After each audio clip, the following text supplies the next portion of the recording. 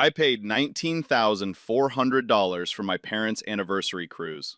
Dexter, don't be dramatic, Claire said, holding the cruise envelope between two fingers like it was a coupon for cheap pizza. Your parents wouldn't even appreciate it. We're going instead. For a second, I honestly thought I had misheard her. I was standing in my own kitchen, still in scrubs, smelling like hospital sanitizer and stale coffee after a 12-hour shift at the women's clinic. I had spent the whole day telling patients to breathe, telling husbands to sit down before they fainted, telling scared young mothers that they were stronger than they thought. And now my fiancé was standing in front of me, calmly explaining that the $19,400 anniversary cruise I had bought for my parents, the one they had dreamed about for 38 years, no longer belonged to them. Her sister Vanessa was sitting at my island, scrolling through her phone with her feet on my chair. She laughed without looking up. Honestly, Dex, they're old. What are they going to do on a luxury cruise? Take pictures of soup? They can watch our stories. Claire smiled at that. Not embarrassed, not uncomfortable, proud. I looked at the envelope again. Silver lettering. Ocean Crest Voyages. 14 nights through the Mediterranean. Balcony suite. Premium dining. Private excursions. Spa credit. The exact trip my mother used to circle in magazines when I was a kid. Back when we could barely afford groceries, but she still believed one day my father would take her there. My dad had been a mechanic for 40 years. My mom had cleaned offices at night after her daytime job at a school cafeteria. They never had a honeymoon. Never left the country. Never even took a proper vacation because every extra dollar went into rent, school supplies, braces, my medical textbooks, my exam fees. When I became a gynecologist, my mother cried harder than some fathers cry in delivery rooms. She said, "Now I know every sacrifice had a place to land." So I saved quietly, took extra shifts, covered weekend calls, said no to a newer car, said no to trips with friends, said no to things Claire kept insisting we deserved. And finally, 2 months before their 38th anniversary, I bought them the cruise. Claire knew all of that. She watched me put the confirmation email into a folder labeled Mom and Dad.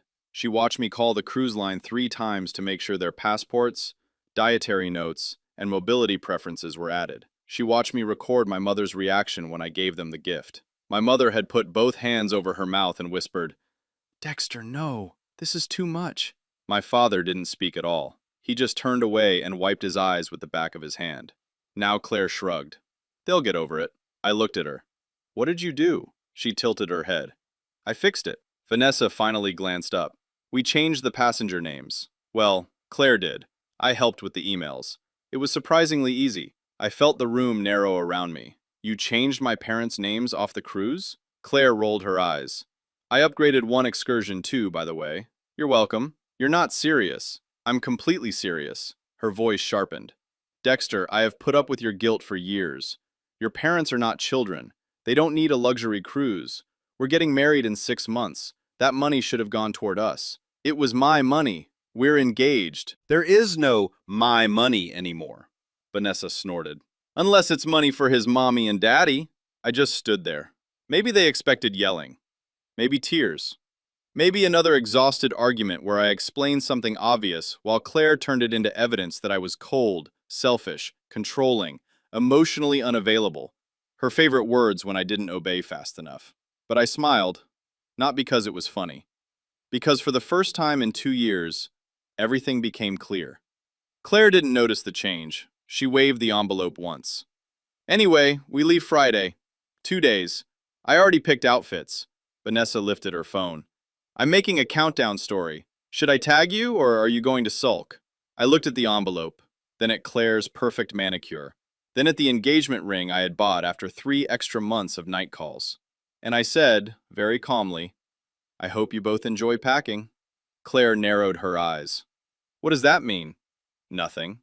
Then I walked into my office and closed the door. What they never knew was that the cruise director, Marcus Hale, was an old friend from residency days. Before he switched careers, Marcus had been a patient coordinator at the same hospital where I trained. He owed me nothing, but he remembered the night I stayed 6 hours after shift to help his wife through a complicated miscarriage when no one else had time to sit with them. He answered on the second ring. "Dexter, everything okay?" I looked through the glass door at Claire and Vanessa, laughing over my parents' stolen dream. "No," I said, "but it's about to be." 3 hours later, every name was off the list.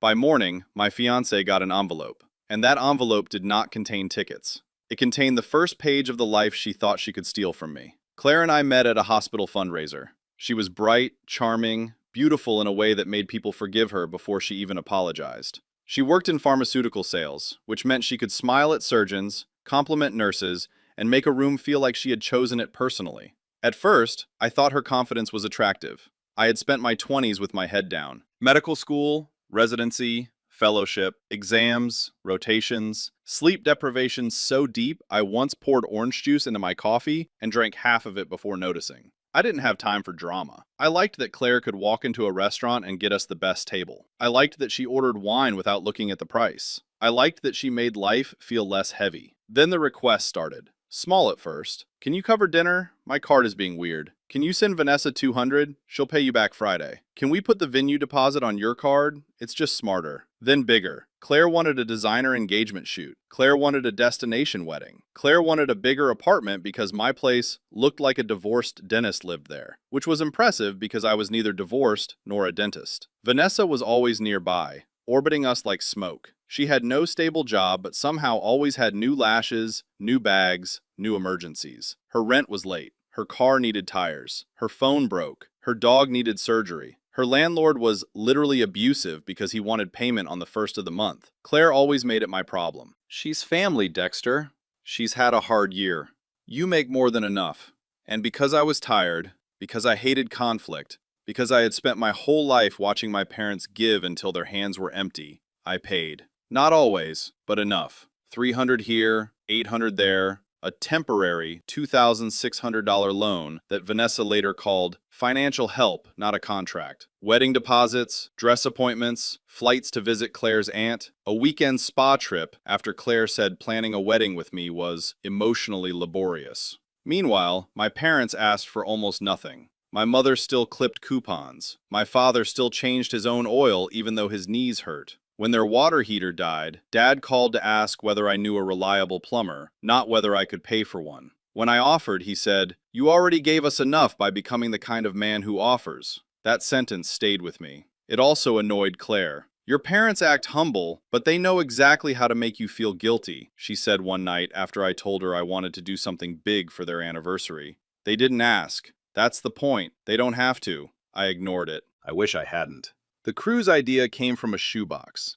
I found it while helping my parents clean their attic. Inside were old brochures, yellowed at the edges, from cruise lines that didn't even exist anymore. My mother laughed when I opened them. "Oh, I used to collect those," she said. "Your dad and I always said we'd go for our 20th anniversary. Then the roof leaked. Then your tuition started. Then life happened." Dad leaned in the doorway and said, "Your mother wanted Greece." Mom swatted him gently. "I wanted to go anywhere with water that wasn't coming through our ceiling." They both laughed. I didn't. That night I went home and searched until 2 a.m. Ocean Crest Voyages had one balcony suite left on a Mediterranean anniversary package. Rome, Santorini, Mykonos, Dubrovnik, Barcelona. Private dinner under the stars. Anniversary photo session. Accessible excursion options because my father's hip wasn't what it used to be. The total came to $19,400. I stared at the number for 10 minutes. Then I paid. For weeks, I lived with this warm secret in my chest. I imagined my mom packing too many cardigans, my dad pretending not to be excited while secretly reading about ship engines. I imagined them standing at the railing together, finally getting one beautiful thing life had kept postponing. When I gave them the gift, Claire recorded it. At least, I thought she did for me. Later, I learned she had sent the video to Vanessa with the caption, "He's wasting honeymoon money on the elderly." Vanessa replied, "Steal it, LOL." Claire answered, "Already thinking about it." I didn't know that yet. I only knew things started getting strange. 2 weeks before the cruise, Claire became very interested in my parents' booking details. She asked where I kept the confirmation number. She asked whether passports were required at check-in. She asked if name corrections cost extra. I thought she was trying to help. One night, she brought me tea while I was reviewing lab results in my office. "You work too much," she said, kissing my temple. I smiled like an idiot and left my laptop open when I went to shower. That was the night she forwarded the cruise login to herself. That was the night she found my saved passwords. That was the night she and Vanessa started dismantling my gift piece by piece. They changed the contact email first, then the phone number, then requested passenger correction due to family emergency. They uploaded their own passport scans. They even tried to move my parents' anniversary dinner reservation to the second night because Vanessa wanted better lighting. The only thing they didn't know was that Marcus had personally flagged the booking when I bought it. He had written in the internal notes, VIP, emotional gift from Dr. Dexter Shaw to parents. Any changes require direct verbal confirmation from purchaser. So when Claire submitted the final passenger change, Marcus saw it. He emailed me. I missed it because I was delivering twins. Then he called. I missed that too. By the time I came home, Claire already had the envelope in her hand, and Vanessa was joking about my parents watching Instagram stories from their couch. I called Marcus from my office. He pulled up everything. Every login, every email, every IP address, every scanned passport, every urgent correction. His voice went quiet as he read, "Dexter, do you want me to reinstate your parents?" "Not yet,"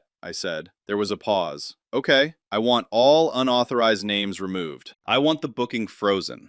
I want the original passengers restored only after I bring them in person tomorrow." And Marcus? Yeah? Can you send me a full change log? I can send you enough. Good. Then I called my bank, then my lawyer, then my parents. My mother answered cheerfully. "Hi, honey. Your father is trying to decide whether sandals count as formal wear." My throat tightened. "Mom," I said, "don't pack tonight. I need to come over in the morning." She went quiet. "Is everything okay?"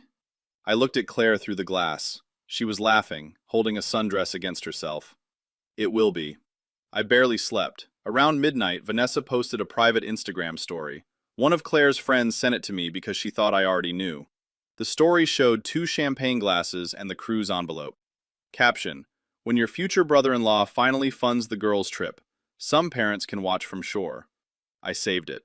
Then came Claire's story, a close-up of her ring. Caption: "Choosing us, finally." I saved that too. By 2 a.m., I had screenshots of the stories, screenshots of the group chat Claire had forgotten was linked to my iPad, the cruise change logs from Marcus, and bank records showing every transfer I had made to Vanessa in the past 18 months. At 6:30 a.m., I placed everything into a cream envelope.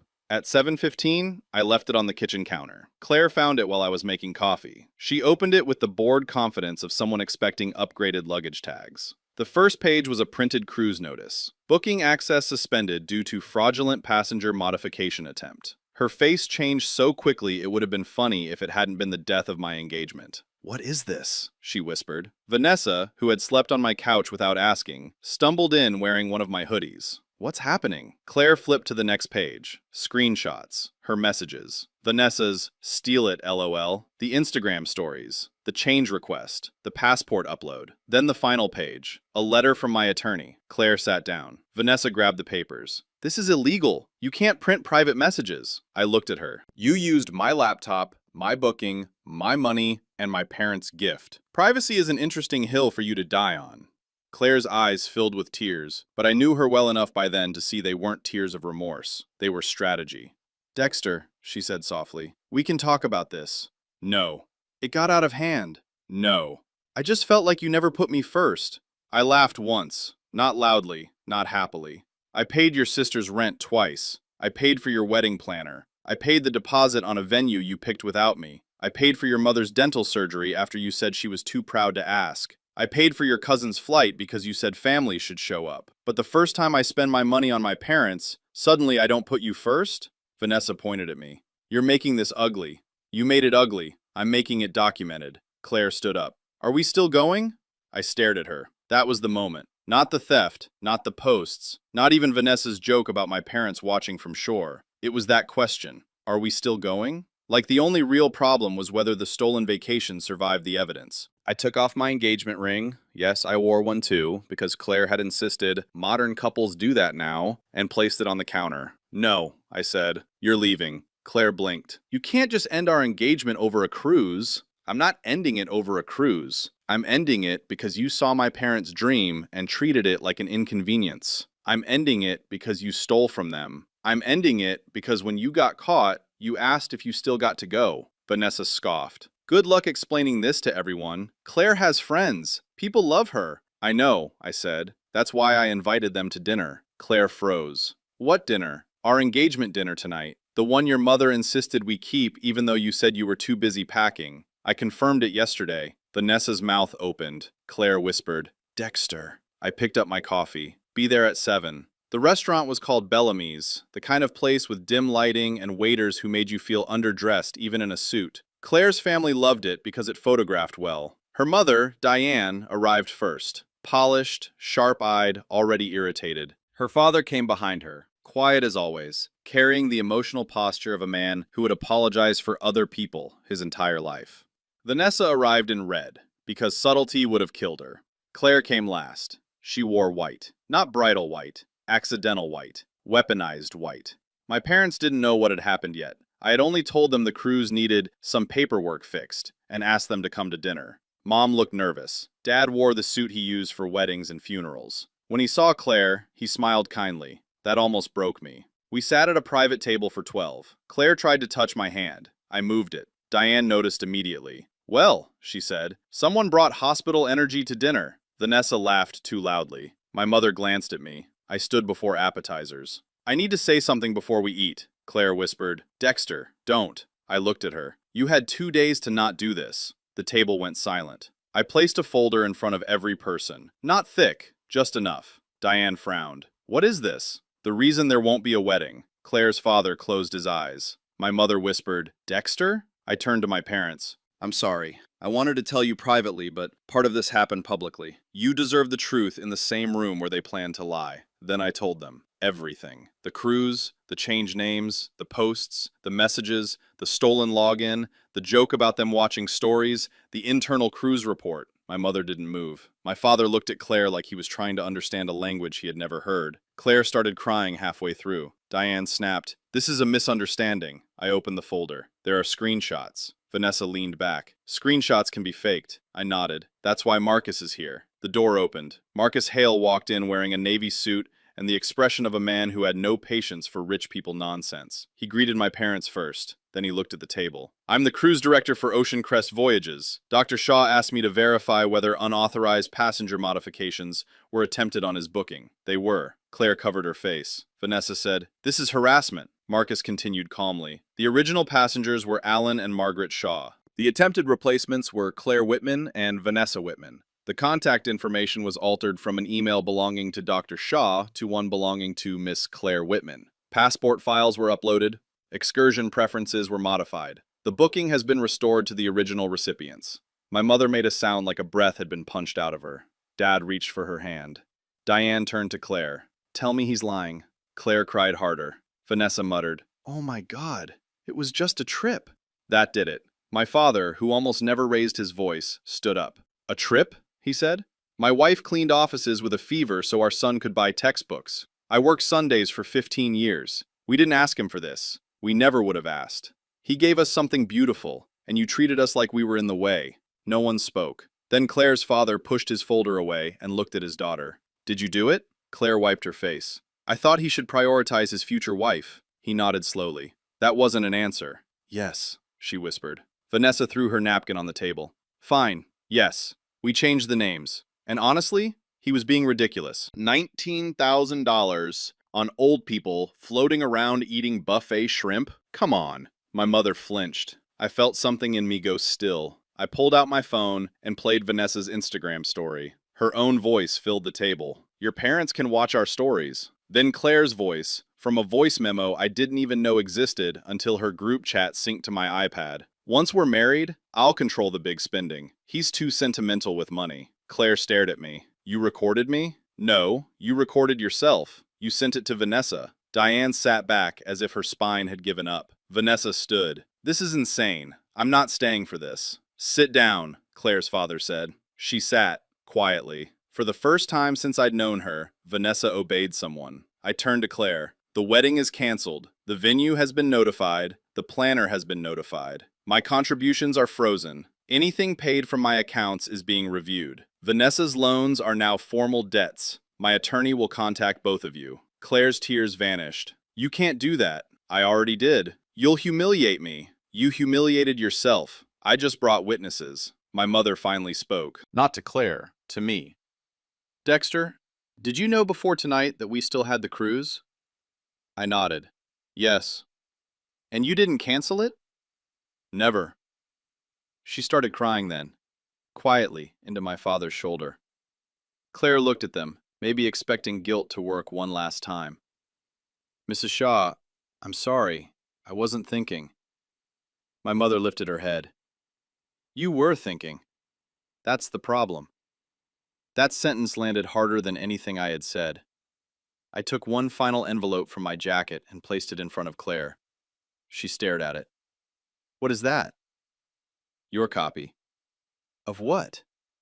The end. Inside was a printed notice from the jeweler. The engagement ring had been purchased under a conditional gift agreement, something my lawyer friend had insisted on because the center stone was a family diamond from my grandmother. Claire loved telling people it was vintage. She never asked whose history she was wearing. Her hand went to the ring. I said, "You can return it tonight or through counsel." Diane whispered, "Claire." Claire looked around the table. No one saved her. Not her mother, not Vanessa, not even her father, who looked older than he had an hour earlier. So she pulled off the ring and dropped it into the envelope. It made a small, hard sound, like a door locking. I picked it up. Then I looked at my parents. Ready to go? My father stood immediately. My mother wiped her face and smiled at Marcus. Will there be soup on the ship? For the first time all night, Marcus laughed. Yes, Mrs. Shaw. Excellent soup. She nodded. Good. I plan to photograph it. The fallout started before we reached the parking lot. By midnight, Claire had posted a black square on Instagram. Some people confuse money with love, healing privately. Vanessa posted 10 minutes later. Imagine destroying a family because you wanted control. Then Diane posted something vague about betrayal, and 3 of Claire's bridesmaids sent me identical texts about taking space before making irreversible decisions. I didn't answer any of them. Instead, I posted once. No emotion, no insults, just facts. I wrote, "Today I ended my engagement after discovering that my fiancée and her sister attempted to remove my parents from the anniversary cruise I purchased for them and replace the passengers with themselves. Because public posts have already been made implying otherwise, I am attaching documentation. Please do not contact my parents about this." Then I attached 4 images. The cruise changelog with sensitive information hidden. The message, "Steal it, LOL." The Instagram caption, "Your parents can watch our stories." The confirmation that Alan and Margaret Shaw were the only authorized passengers. I turned off comments, but screenshots travel faster than shame. By morning, Claire's "healing privately" post was gone. Vanessa deleted her account by lunch. The wedding venue called to say Claire's mother had tried to move the remaining balance into my name. My lawyer handled it. The planner emailed me a very careful message saying she had no prior awareness of interpersonal financial disputes. I believed her, mostly. Then Claire came to my clinic. That was her biggest mistake. I was between patients when the receptionist called back. "Dr. Shaw, your fiancé is here?" I said ex-fiancé. There was a pause. "She says it's urgent." I almost told security to escort her out. Then I thought about how many times Claire had walked into rooms and controlled them by making everyone else uncomfortable. Not this one. I stepped into the lobby in my white coat. Claire stood near the front desk, sunglasses on, arms folded. 3 patients looked up from magazines. A nurse froze behind the printer. Claire lowered her voice dramatically. "You won't answer my calls." "I know. We need to talk." "No, we don't." "You can't just erase me." "I'm not erasing you. I'm removing your access." Her face tightened. "I loved you." "No," I said. "You loved what I absorbed." The lobby went silent. She stepped closer. "You're really going to throw away 3 years? You threw them away for a balcony suite." Her eyes flashed. "You're cruel." I nodded. "Maybe. I'm learning." She looked around, realizing the room was no longer hers. Then she whispered, "I can ruin you." That was when my receptionist, Gloria, stood up. Gloria was 62, 5 feet tall, and had once made a pharmaceutical rep cry for bringing the wrong lunch order. She said, "Ma'am, this is a gynecology clinic. Half the women in this room have survived worse than a tantrum in sunglasses. Leave." Claire left. I sent the lobby flowers the next day. 3 days later, my parents boarded the cruise. I drove them to the port myself. Mom wore a blue dress she had bought on clearance and kept saying, "Is this too much?" Dad wore new shoes and complained they were too clean to trust. At check-in, Marcus met them personally. My mother hugged him. My father shook his hand, then pulled him into a hug too,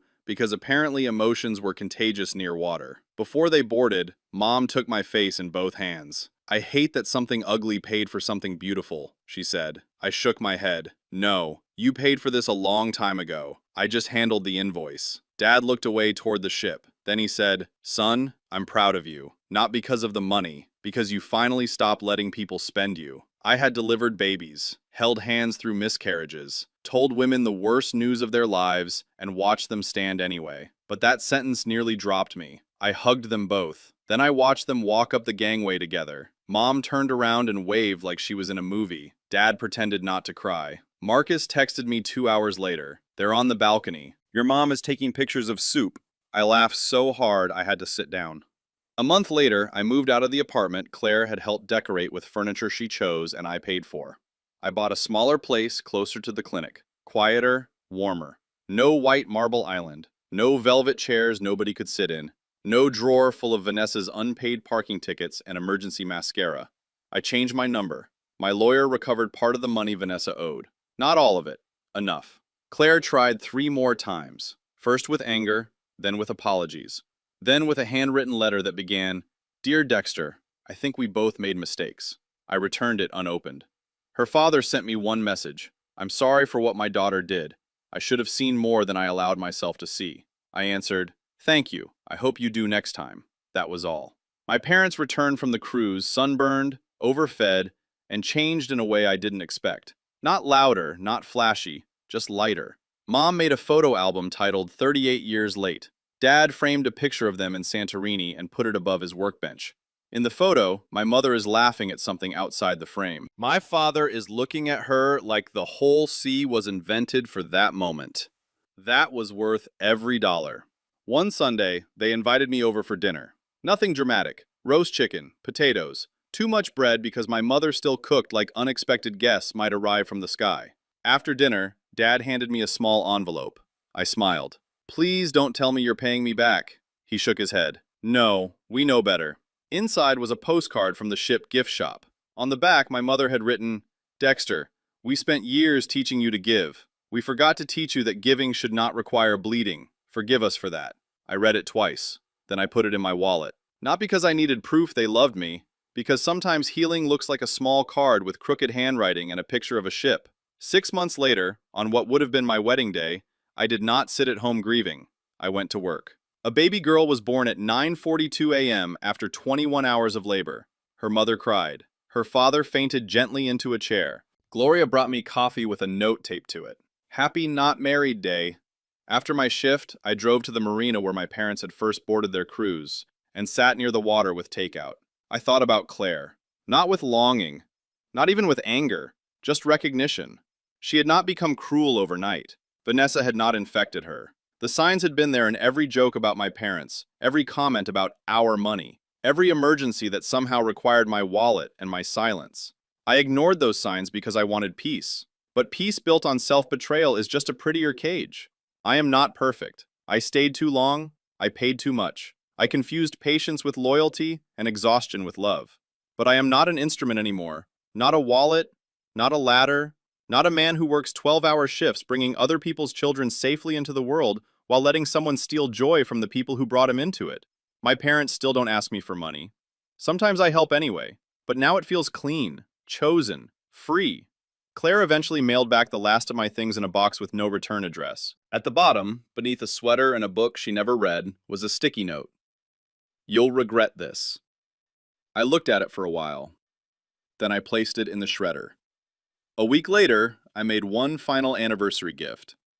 Not a cruise, not jewelry, not anything that could be stolen with a password.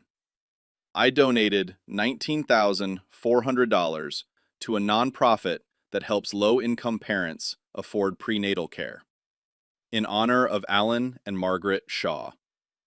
When the thank you letter came, I framed it and hung it in my office. Patients sometimes ask about it. I tell them the truth. It's a reminder, I say, that love should help people breathe, not teach them how long they can survive without air. And every now and then, when my mother sends me another blurry photo from that cruise, soup, sunsets, my father asleep in sunglasses, I smile. Because Claire was right about one thing. My parents did watch stories, their own. And for once, Nobody took their place.